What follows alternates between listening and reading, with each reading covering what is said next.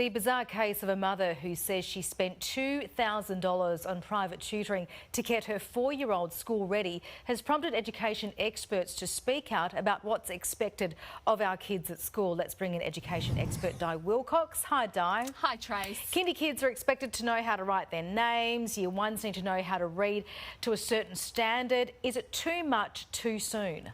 Look, I think 4-year-olds being able to recognise their name is quite handy when they're starting school. If they can't write it yet, there's no need to panic because children learn at different times.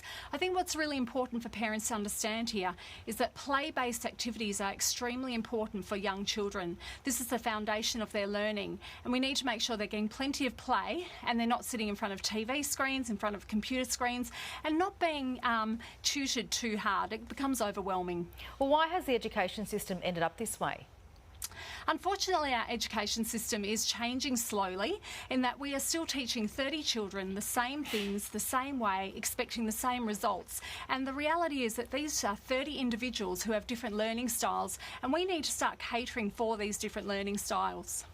Right, so what are the impacts it can have on a child's well-being and when they're not hitting classroom goals? Yeah, when these children aren't hitting classroom goals, they feel it. It affects their self-esteem. And you actually hear children saying things like, I'm stupid or I'm dumb. And, you know, it's really important that children understand that there's so much more than just being academic. Yeah, indeed. What can parents of kids who don't fit the mould actually do then?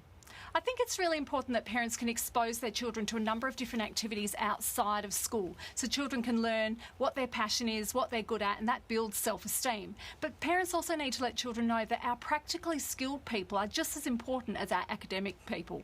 Yeah, I mean, is there also a level of pressure from parents as well, I suppose, to kind of keep up and make sure their kids are reaching those goals? I mean, I guess through them. Look, definitely. I think there are parents who are living vicariously through their children, and what we need to remember is our children aren't us. They're their own people, and we need to support their dreams and goals. Back off on the pressure, I say. Absolutely. All right, Di Wilcox, we'll leave it there. Thanks so much for your time. Thanks for having me.